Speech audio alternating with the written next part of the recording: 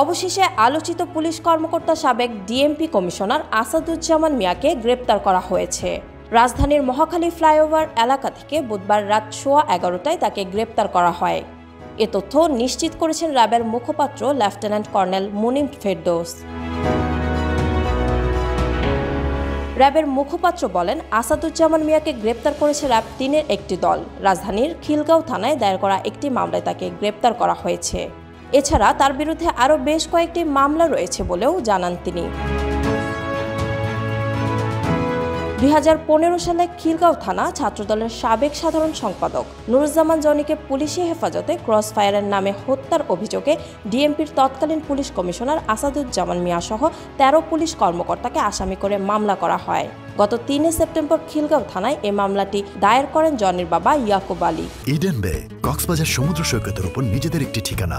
মাত্র 5 লাখ টাকায় আপনিও হয়ে যেতে পারেন এই হোটেলের মালিক। ইডেন বে, আ কনসার্ন অফ ভাইয়া হোটেলস।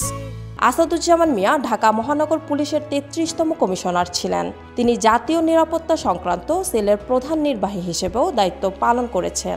এর আগে 1988 সালের 15 ফেব্রুয়ারি সহকারী পুলিশ সুপার হিসেবে পুলিশ বাহিনীতে যোগদান করেন আসাদুজ্জামান মিয়া। এরপর সুনামগঞ্জ, পাবনা, টাঙ্গাইল জেলার পুলিশ সুপার, চট্টগ্রাম ও সৈয়দপুরের রেলওয়ে পুলিশ সুপার হিসেবেও দায়িত্ব পালন করেন তিনি। নোয়াখালীর পুলিশ প্রশিক্ষণ সেন্টার, খুলনা, চট্টগ্রাম, ঢাকা ও হাইওয়ে রেঞ্জের উপমহাপরিদর্শক হিসেবেও দায়িত্ব পালন করেছেন তিনি।